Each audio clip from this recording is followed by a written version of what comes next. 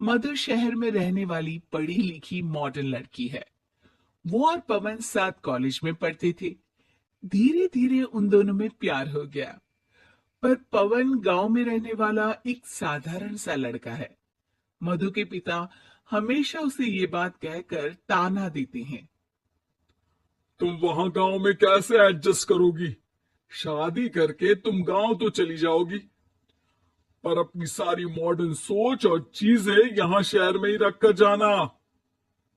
ये सुनकर मधु को बहुत गुस्सा आता है। तो क्या हुआ अगर वो लोग गांव के हैं? मैं वहां जाकर उस घर को बिल्कुल शहर की तरह बना दूंगी।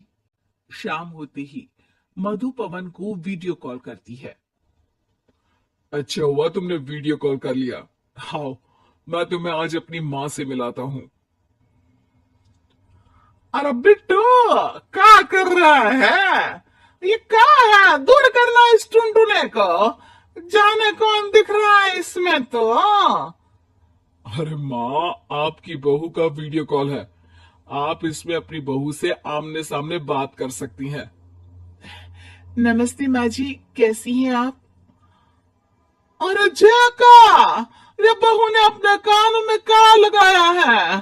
जो कैसे झुमके हैं? झुमके नहीं माँ जी, इन्हें ईयरफोन्स कहते हैं। इससे सामने वाले की आवाज और अच्छे से आती है। मैं आपको भी ला कर दूंगी। अरे नहीं नहीं, हमें नहीं ना चाहिए। हमारा कान बिल्कुल ठीक है। हाँ।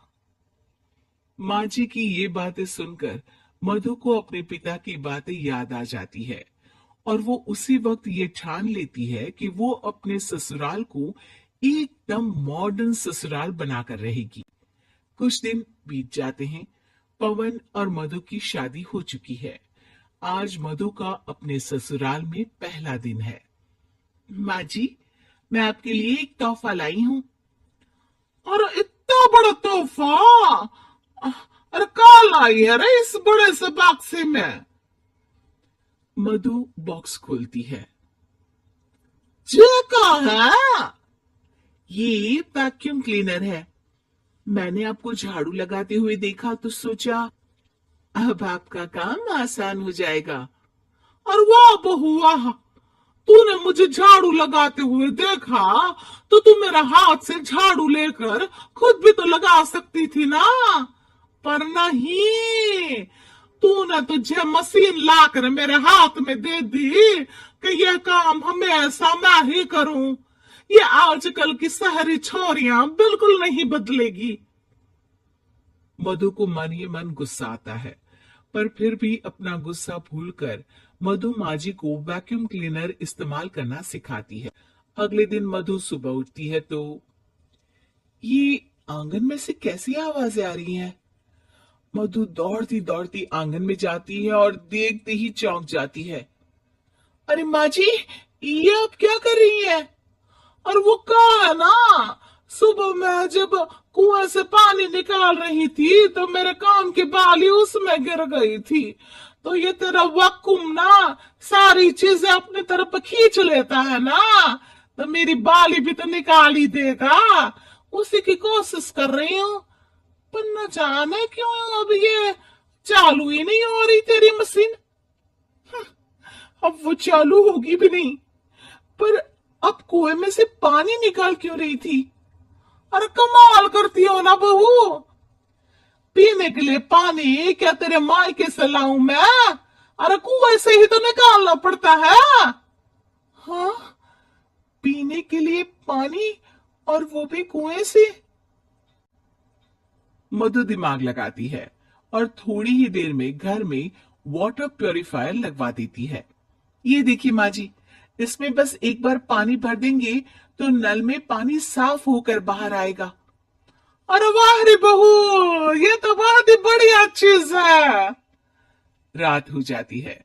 मधु जैसे ही प्यूरिफायर का नल चालू करती है तो वो अचानक से फट जाता है और सब जगह पानी पानी हो जाता है। अरे ये क्या हुआ?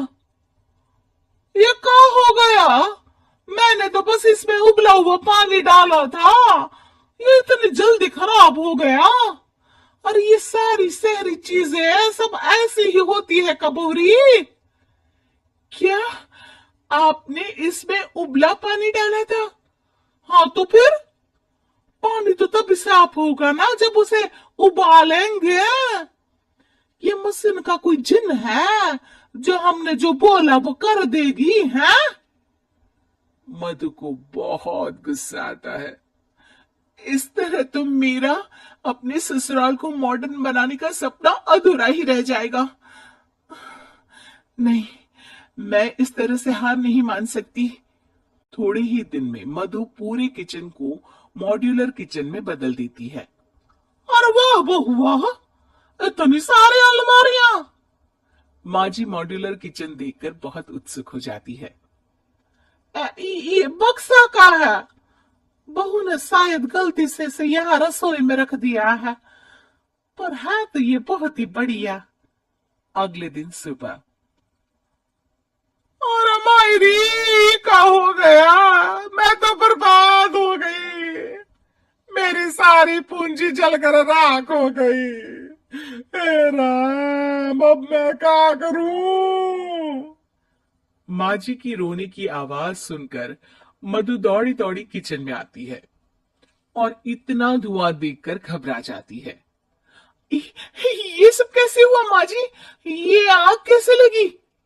ये सब तेरा इस मॉड्यूलर किचन की वजह से हुआ है, और ऊपर से तूने तिजोरी जो रसोई में रख दी थी, मैंने जैसे ही अपने गहने और पैसे इसमें रखे और बाहर से इस ताले को घुमाया, ये तो 5 मिनट में ही आग बबूला होकर पट गया। अरे माँ जी, ये तिजोरी नहीं है, ये तो माइक्रोवेव है। इसमें गहने नहीं रखते, खाना गर्म करने के लिए होता है ये। और ये जो आपने घुमाया ना, ये ताला नहीं है, आपने इसके टेम्परेचर को फुल कर दिया, इसलिए ये फट गया। माँ जी और जोर जोर से रोने लगती है।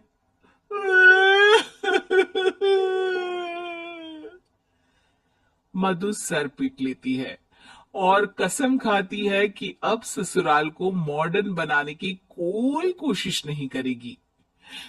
मुझे माफ कर दीजिए माँ जी, आप जैसी हैं वैसी ही ठीक है।